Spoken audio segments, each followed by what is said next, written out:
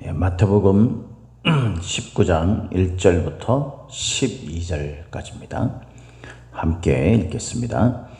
예수께서 이 말씀을 마치시고 갈릴리를 떠나 요단강 건너 유대 지경에 이르시니 큰 무리가 따르거늘 예수께서 거기서 그들의 병을 고치시더라. 바리새인들이 예수께 나와 그를 시험하여 이르되 사람이 어떤 이유가 있으면 그 아내를 버리는 것이 옳으니이까? 예수께서 대답하여 이르시되 사람을 지으신 이가 본래 그들을 남자와 여자로 지으시고 말씀하시기를 그러므로 사람이 그 부모를 떠나서 아내에게 합하여 그 둘이 한 몸이 될지니라 하신 것을 읽지 못하였느냐? 그런즉 이제 둘이 아니요 한 몸이니 그러므로 하나님이 짝지어 주신 것을 사람이 나누지 못할지니라 하시니 여짜오되 그러면 어찌하여 모세는 이혼 증서를 주어서 버리라 명하였나이까? 예수께서 이르시되 모세가 너희 마음에 완악함 때문에 아내 버림을 허락하였거니와 본래는 그렇지 아니하니라. 내가 너희에게 말하노니 누구든지 음행한 이유 외에 아내를 버리고 다른 데 장가드는 자는 간음함이니라. 제자들이 이르되 만일 사람이 아내에게 이같이 할진대 장가들지 않는 것이 좋겠나이다. 예수께서 이르시되 사람마다 이 말을 받지 못하고 오직 타고난 자라야 할지니라. 어머니의 태로부터 된 고자도 있고 사람이 만든 고자도 있고 천국을 위하여 스스로 된 고자도 있도다. 이 말을 받을 만한 자는 받을지어다. 아멘. 오늘도 저와 여러분에게 하나님의 함께 하시는 충만하신 은혜가 임하기를 예수님의 이름으로 축복합니다. 오늘 우리가 읽은 이 말씀을 가지고 결혼과 이혼이라는 제목으로 함께 말씀을 나누겠습니다. 이혼이라는 것은 우리 요즘 시대에 굉장히 좀 흔하게 되었죠. 과거와는 달리 한번 결혼하면 반드시 끝까지 가야 한다. 이런 의식들이나 생각들이 요즘 많이 사라진 것이 시대의 흐름 같이 되었습니다. 그래서 사람들은 결혼을 하고 또 자기와 여러 가지 맞지 않는 그런 이유로 인해서 갈등을 느끼고 괴로운 삶을 그렇게 사는 가정이 정말 행복하고 또 편안하고 따뜻한 곳이 아니라 긴장되고 갈등과 괴로움 속에서 지내야 되는 그런 곳이라면 헤어지는 것이 좋다. 이래서 이혼을 하게 되고 그 이혼에는 또 각자의 생각들이 있어서 그 이혼으로 인해서 또 다툼도 많이 일어나게 되고 그런 것이 지금 현재 실제 그 모습입니다. 우리가 오늘 읽은 이 말씀은 이제 그 결혼과 이혼에 대해서 주의 말씀이 어떻게 우리에게 가르치고 있는가라는 거예요. 요즘 시대가 그렇기 때문에 그리스도인들도 시대에 맞춰서 또 이혼하고 이런 부분들을 쉽고 가볍게 생각해도 될 문제인지 또 그렇지 않은지 이것을 이야기합니다. 사실 요즘은 이제 그 결혼하고 또 이혼을 하고 그리고 또 때에 따라서는 또 재혼을 하고 이런 가정들이 많기 때문에 사실 그 결혼과 이혼, 특히 이혼에 관한 문제를 이야기할 때에는 상당히 조심스러운 것이 또 현재 상황이죠. 그런데 주님께서 저와 여러분들에게 이렇게 이 결혼과 이혼에 관해서 오늘 본문에 가르치고 있기 때문에 이 말씀에 근거해서 우리가 우리의 가정, 특히 부부 생활은 어찌해야 되는지 또 그 속에서 우리가 결혼의 의미가 뭐고 이혼은 우리가 어떻게 생각을 해야 되는 것인지 그것을 좀 생각해 보는 시간이 되었으면 좋겠습니다. 우리가 결혼에 대해서 이야기할 때 가장 이제 중요한 것이 하나 있습니다. 결혼에 대해서 이야기할 때 오늘 말씀에 보면 이제 하나님께서 그렇게 창조하셨다라는 거죠. 4절 말씀에 보니까 예수께서 사람을 지으신 이가 본래 그들을 남자와 여자로 지으시고 그렇게 되어 있죠. 남자와 여자로 지으신 것은 그 둘을 한 몸으로 하기 위해서라고 그렇게 이어서 말씀을 하고 있습니다. 이 본래라는 말은 그 창조의 의미가 있는 그 태초의 의미가 있는 그런 단어죠. 그래서 하나님이 남자와 여자 사람을 창조하실 때는 결혼을 한 몸을 전제로 해서 남자와 여자로 만드셨다. 그래서 결혼이라는 것은 요즘은 비혼 시대로 그렇게 많이 사람들이 이야기를 하잖아요. 근데 결혼이라는 것은 하나님의 명령이에요. 이를 통해서 우리의 그 사람들의 그 아름다운 혈통, 아름다운 그런 그것들이 세대에 걸쳐서 흘러가게 됩니다. 그래서 이것은 우리가 뭐 혈통을 중요하게 여기고 또 그에 따라서 우리 가문을 중요하게 여기고 이런 것들을 말씀하는 게 결코 아니죠. 우리의 가정은 하나님이 정하신 하나님의 법에 따라 하나님이 정하신 그 굉장히 중요한 제도이다. 이것은 하나님의 명령이고, 그래서 우리가 결혼하는 것이 하나님의 뜻을 더 합당하게 따르는 것이다 라는 겁니다. 그러면은 어떨 때 비혼이라는 것이 되는가? 그러니까 요즘 그 비혼의 이유는 우리가 살기 힘들다라는 거잖아요. 살기 힘들다. 경제적으로도 그렇고 또 무언가에 매여서 사는 것보다는 내가 좀 더 자유롭고 그렇게 누리면서 사는, 그것이 어떤 의미에서는 우리가 신앙적으로는 바르지 않는 거예요. 신앙적으로는 하나님께서 남자와 여자가 만나서 한 가정을 이루는 것이 좋은 것입니다. 또한 이제 요즘은 그 시대적으로 이 동성애에 대한 이슈가 굉장히 민감하죠.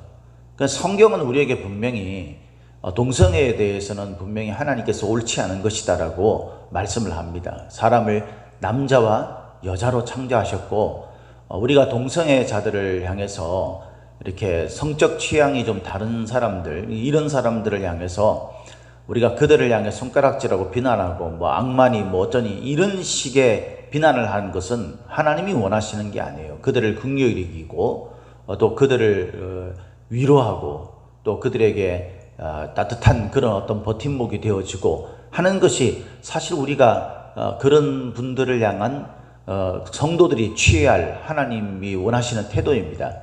그럼에도 불구하고 그것은 허용의 의미가 아니라 그것은 하나님께서 가르쳐야 합니다.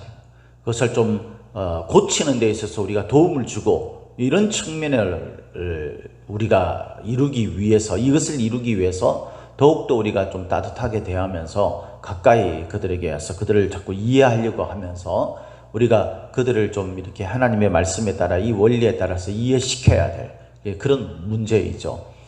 그래서 결혼은 반드시 남자와 여자가 하나님이 주신 명령에 따라서 하는 것이다 라는 것이 원래 하나님께서 태초에 이 세상 천지 창조를 하실 때 정하신 법이다라는 거예요. 이것이 가장 중요한 것입니다. 그래서 이것에 좀 열외가 되는, 예외가 되는 어떤 사건들이 특별히 있지만, 그러나 우리 보편적으로 하나님께서 우리들에게 주어진 명령은 남자와 여자가 이성이 서로 만나서 적당한 때에, 하나님이 정하신 때에 부모를 떠나 그러니까 완전히 독립된 개체로 그렇게 가정을 이루어 나가는 것, 그것이 바로 결혼을 하는 것, 그것이 바로 하나님의 뜻이다라는 겁니다. 그런데 앞서 이야기한 것처럼 여기에는 이제 예외가 있죠.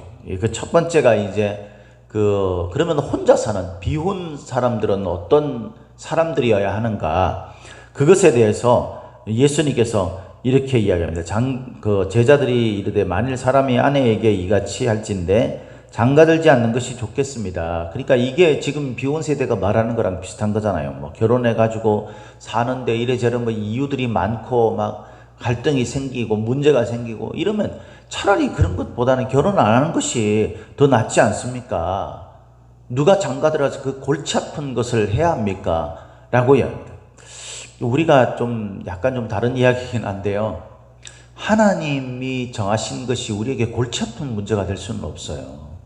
하나님은 우리가 가장 좋은 것을 누리고 가장 행복한 것을 누리도록 하신 거죠. 그래서 가정을 꾸리는 것은 사람과 사람이 서로 다른 사람들이 만나서 결혼을 해서 한 몸을 이루는 거기 때문에 사실 쉽지 않은 문제이긴 분명합니다만은, 그러나 그 가정을 이루는 부부의 결혼, 그 남자와 여자의 결혼이 우리에게 하나님이 주시는 창조 원리에 따른 행복을 주고 기쁨을 주고 또 우리가 이 땅에 존재하는 존재의 의미가 될 수 있다라는 측면에서 이 결혼이라는 것은 우리가 적극적으로 또 해야 할 그런 하나님의 뜻이죠. 그럼에도 불구하고 우리가 이 비혼이라는 것이 우리에게 이루어져야 될 때는 이 사람들이 자기가 원하는, 그래서 힘들고 또 갈등을 느끼고 이런 것들을 피하고 싶은 이런 것들 때문에 비혼해서는 안 된다라고 예수님께서 가르치는 겁니다. 제자들은 이런 관점에서 질문을 던졌고 예수님은 그렇지 않다라고 이야기하면서 비혼을 할 사람들은 정해져 있다라는 거예요. 그러니까 어쩔 수 없이 하나님의 뜻에 따라서 어쩔 수 없이 자신의 몸이 또 그렇게 비혼할 수밖에 없는 상황으로 태어났을 때, 그때 되어진 부분들이 있는 것이고, 그 다음에 두 번째로는 천국을 위하여 그렇게 되는 사람들이 있다라는 것입니다. 두 번째, 이것이 중요한 거죠.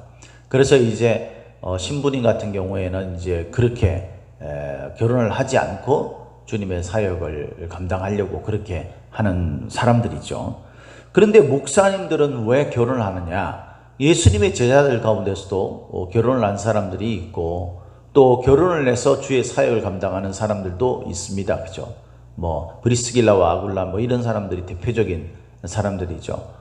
그러니까 결혼을 해서 그렇게 이루어지는 사람들도 있어요. 그러니까 여기 원래 이 그 고자라는 이 단어가 원래 그 의미는요, 내시 뭐 그런 뜻이에요. 그러니까 환관.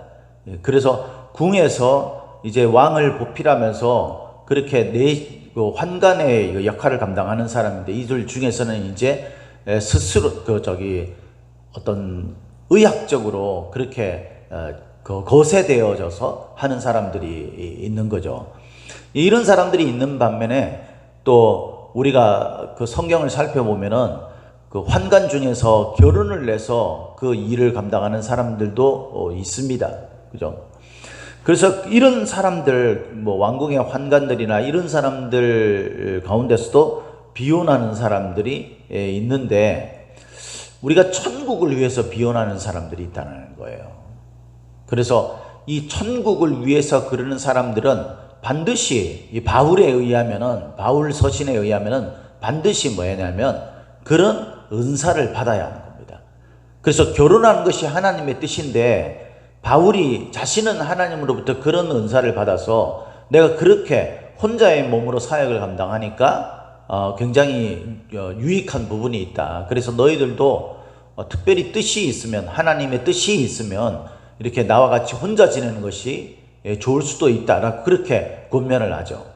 그래서 결혼을 하지 않고 하는 사람들도 있지만, 목회자들, 이 개신교회, 우리 기독교의 목사님들 같은 경우에는 가정을 이루면서 또 그 일을 감당하는 사람들입니다. 그래서 우리가 두 번째 천국을 위해서 이렇게 비혼하는 사람들, 이런 사람들은 거기에 전제되는 것이 하나님의 뜻, 다시 말해서 주께서 주신 비혼의 은사가 있느냐라는 것이 기준이 되는 거죠. 그렇지 않다면 원래 창조의 목적에 따라서 이루어지는 것이 옳은 거죠. 그래서 주의 일을 감당하는 목회자나 뭐 이런 분들일지라도 결혼을 하는 것이 하나님의 뜻일 수도 있는 것이고, 혼자서 사역을 감당하는 것이 하나님의 뜻일 수도 있는 겁니다. 그래서 여러분 기사를 읽어보신 적이 있는지 모르겠는데, 최근에 그 교황에 이렇게 반대해서 그 건의에 들어간 그런 그 가톨릭의 중직들이 있다고 그러죠. 그분들이 이제 결혼을 자유의사에 맡겨서 그렇게 결혼하는 것을 허용하라라는 그런 그 건의를 했다고 그래요.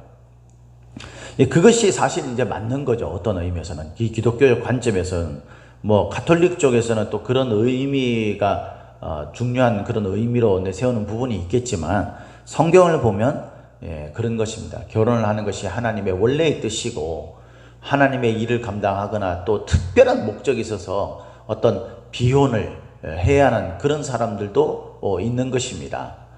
그러나 이 비혼이 내가 좀 더 편안해지고 어떤 뭐 여러 가지 삶에 여러 가지 걸리적거리는 그런 이유들 때문이라면 그것은 옳지 않은 것이다 라고 그렇게 주님께서 가르쳐 주시는 것입니다.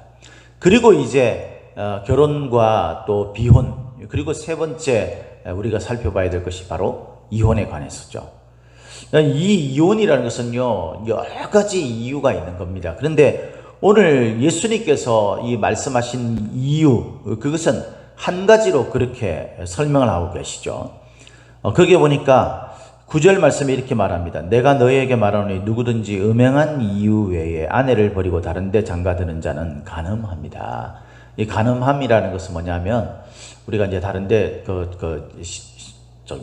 모세오경에 가르치는 율법에 보면은 마찬가지 알 수 있겠지만은 더욱더 뚜렷이 되어 있지만요.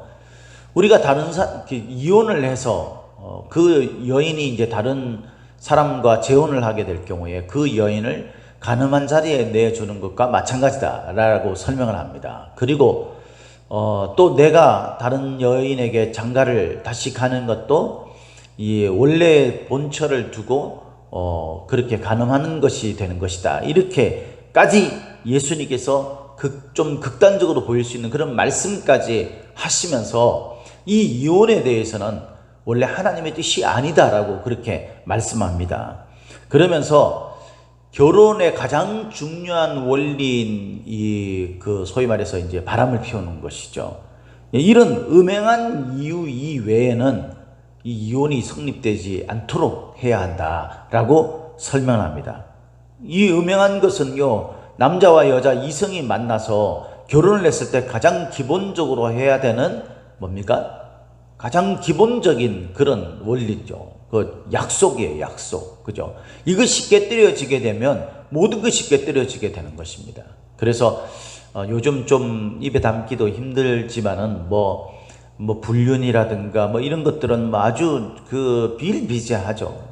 심지어는 자기 애인이 없는 사람들이 결혼한 후에 애인이 없는 사람들이 이상한 사람들이다 이렇게 말할 정도로 아주 심각한 그런 사회적 사실 문제입니다. 그래서 이것들이 교회 기독교인들에게는요 굉장히 중요한 문제로 생각을 해야 되고 우리가 가정을 좀 거룩하고 그렇게 순결하게 지킬 수 있도록 해야 되는 것입니다. 그래서 이것이 깨뜨려지는 것 외에는 이혼을 해야 될 이유가 없다라고 이야기를 합니다. 그런데 우리가 사실 그것만이 이혼의 이유가 되겠습니까? 사람이 만나서 살다 보면 정말 그 가정이 지옥 같을 때가 있잖아요. 예, 그런 가정들이 있지 않습니까? 예, 그렇게 되었을 경우에도 우리가 끝까지 저기를 해야 되느냐, 이런 현실적인 문제가 있잖아요. 바리새인들이 이렇게 예수님에게 이 질문을 던졌어요. 3절 말씀에 바리새인들이 예수께 나와 그를 시험하여 이르되 사람이 어떤 이유가 있으면 그 아내를 버리는 것이 옳으니까. 그러니까 바리새인들이 이 질문을 던진 것은요 원래의 목적이 아주 부정한 것이죠. 예수님을 시험하려는 목적으로 이 질문을 던진 겁니다. 그러니까 율법에는 이렇게 정하고 있는데 이혼 정서를 써서 아내를 남자들이 마음대로 버릴 수 있다 이런 식으로 써져 있어서 실제로 이 사람들은 이 이스라엘 사회에서 유대 사회에서는요 이 모세 율법을 들어서 남자들이 절대적인 권한을 가지고 여인들을 비인격적으로 대하죠. 그래서 마음 놓고 어떤 이유를 대서든지 그 여자를 쫓아내는 그런 권한이 있었어요. 그래서 그런 문제를 걸고 오는 겁니다. 하나님께서 이 이혼에 대해서 어떻게 생각하시는지, 지금 사회적으로 그런 상황이고 모세오경에서도 그렇게 율법에서도 그렇게 정하고 있기 때문에 허용되는 것인데, 하나님은 또 창조를 하실 때에 결혼을 하도록 하셨고, 그래서 예수님에 대해서 자꾸 어떤 빌미를 만들기 위해서 예수님을 공격할 수 있는 질문을 던진 거예요. 그러니까 질문 자체가 부정한 목적을 가지고 하는 겁니다. 예수님께서도 그 부정한 목적을 가지고 있는 사람들의 이혼에 대해서 이야기를 하시는 거예요. 무슨 말인지 이해가 되시죠? 그러면서 이제 1절과 2절 말씀에 좀 다른 듯해 보이는 이 말씀이 기록되어 있어요. 그게 뭐냐면 예수님께서 큰 무리가 따르는데 거기서 그들의 병을 고쳐주셨다라고 이야기합니다. 이곳이 어디냐면 요단강을 건너 유대지경에 이르렀을 때입니다. 유대지경이라는 것은 이스라엘의 핵심부잖아요. 그죠? 그 지역은요 특별히 이 모세 율법의 의미가 강하고 그 유대 사회의 관습과 풍습이 강한 그곳에서 예수님께서는요 사람들의 수많은 반대에도 불구하고 병든 자 또 고통받고 신음하는 자들을 귀신 들린 자들, 이런 자들을 그들의 비난을 쏟아내는 가운데서도 치유하시고 그들을 고치시는 일을 멈추지 않으셨어요. 그것 가지고 사람들이 예수님을 얼마나 많이 공격했습니까? 그죠? 특히 안식일에 병든 자를 고치는 문제를 가지고 예수님께서는 이 심각한 그런 어떤 율법의 싸움까지 하실 그런 이유로, 그것보다 더 중요한 것이 사람을 살리는 것이다 라고 가르쳐 주시면서 하셨죠. 이 이야기를 먼저 기록을 하고 이 결혼과 이혼에 관한 이야기를 합니다. 그러니까 이것은 곧 가정이 형성되는 것도요, 사람을 살리는 것이 목적이라는 거죠. 사람을 살리는 것이.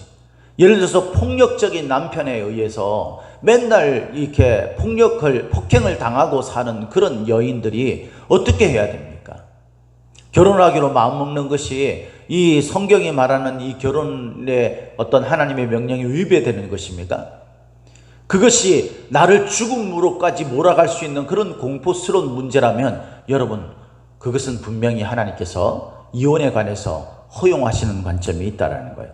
여기서 굉장히 중요하게 이야기해야 될 것 가운데 하나가 뭐냐면요, 8절 말씀이에요. 8절 말씀. 거기 보니까 이렇게 되어 있습니다. 예수께서 이르시되 모세가 너희 마음의 완악함 때문에 아내 버림을 허락하였거니와 본래는 그렇지 않다. 그러니까 창조의 원리는요, 남자와 여자가 함께 결혼을 해서 사는 거예요. 그런데 이 남자들이 모세의 율법을 거론하는 이유는 뭐냐면 그들이 마음속에 이 완악함을 가지고 있는 겁니다. 이 완악함이라는 것은 원래 그 단어의 원문의 뜻이 뭐냐면요, 할례 받기 전의 마음, 그런 의미예요. 그러니까 할례를 받아 유대 백성인데 그렇지 않은 상황 속에 있는 마음이라는 상태죠. 그죠? 그래서 여러분, 이것은 믿음이 없는 세상적인 그런 의미를 내포한 단어가 바로 완악함이라는 단어예요.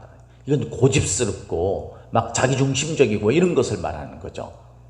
이런 사람들이 이 정당한 어떤 그런 거로 뭐 이렇게 막 내세워서 하니까, 이혼을 자꾸 그렇게 하니까 이제 모세가 그것을 제한시키기 위해서, 이혼을 최대한 막기 위해서 한 것이 뭐냐면은 이혼 정서를 써서 거기에 대해서 손해배상까지 해가면서 또 그 음행한 이유 뭐 이런 여러 가지 그 상황들을 정확하게 명시를 하면서 그렇게 이혼 정서를 써서 하는 것은 허용하는, 이렇게 되기까지는 여러 가지 그 서류적인 그런 법적인 어떤 그런 굉장히 그 어려운 과정을 겪어야 되기 때문에 이혼에 도달할 수 있는 이런 제도적 장치를 했다라는 겁니다. 자기들 마음대로 이혼하지 않게 위해서. 이게 목적이라는 거예요. 그렇기 때문에 원래는요, 결혼을 계속 유지해 나가는 것이 중요한 거예요. 그런데 특별히 사람을 살리지 못하고 죽이는 상황까지 되는 어떤 경우가 생겼을 경우에 그것이 바로 이혼의 이유가 되는 경우가 있다라는 겁니다. 그래서 내가 정말 죽을 것 같아, 이 사람과 함께 사는 것이 나에게는 너무나 심각한 것이고 죽음 가운데 이룰 수 있는 그런 공포며 그런 어떤 문제라면 그것을 충분히 상의하고 의논한 가운데 깊이 하나님 앞에 기도하는 가운데 주의 뜻이 주어졌을 때, 그때 이혼 증서를 쓰는 것은 하나님께서 허용하신다라는 것입니다. 허락한다라는 것입니다. 이것이 바로 이혼의 이유예요. 우리가 뭐 음행을 하고 당연히 그것은 결혼을 깨는 것이기 때문에 이혼의 가장 큰 이유가 될 수 있지만, 그 외에 우리가 허용될 수 있는 어떤 이혼의 범위가 우리가 사람으로서 어떻게 정할 수 있겠어요? 그 사람 당사자가 되어보지 않으면 모르죠. 그런데 하나님께서 그래도 이해할 수 있는 어떤 그런 허용, 허락 정도의 어떤 의미로 이혼을 우리가 좀 생각해 본다면 요즘 시대에 그것은 바로 이 사람을 죽음의 공포까지 몰아갈 수 있는, 사람을 살리는 일이 될 수 없는 그런 상황이 되었을 때, 그때 이 완악한 마음을 가진 이 사람들의 시험을 걸려하는 이 부정적인 애초에 그런 마음들로 이 질문을 던진 그 질문에 예수님께서는 절대 이혼은 될 수 없다, 이혼은 결혼을 파기할 수 있는 가장 결정적인 문제가 있거나 또는 사람을 살리는 것이 더 이상 되지 않는 그런 상황이 되었을 때 그때 어쩔 수 없이 허락하는 것다라는 관점에서 말씀을 하고 있는 겁니다. 사랑하는 성도 여러분, 저와 여러분들이 가정을 꾸리고 주님께서 주신 이 가정 속에서 우리가 갈등의 문제가 있고 어려운 문제가 있겠지만 주님이 주신 나의 사랑하는 짝이라는 생각을 가지고 그 가정 속에서 우리가 서로 사랑하고 화목하게 만들어가는 것은 저와 여러분들의 책임입니다. 그러다가 우리가 그 속에서 어려운 문제가 없을 수 없죠. 그때 우리가 심각하게 우리가 혼자 사는 것이 또는 비혼이 옳은가라는 그런 것이 우리 마음속에 던져졌을 때 하나님이 주신 이 원리, 특별히 하나님의 은사가 있어야 되고, 두 번째로는 가정을 깨뜨릴 만한 정말 심각한 어떤 상황이 있을 때, 우리를 죽음으로까지 몰아갈 수 있는 아주 치명적인 상황이 있을 때, 그때 우리가 이 이혼에 대해서는 하나님이 그냥 겨우 허락하는 정도의 어떤 요인으로 이 이혼의 문제를 깊이 한번 생각해 봐야 되는 그런 것을 주께서 가르쳤다는 점에서 우리가 이 가정을 중요하게 여기고 이 가정을 세워가는 데 있어서 하나님의 말씀이 우리 삶에 굉장히 중요한 기준이 되기를 예수님의 이름으로 축복합니다.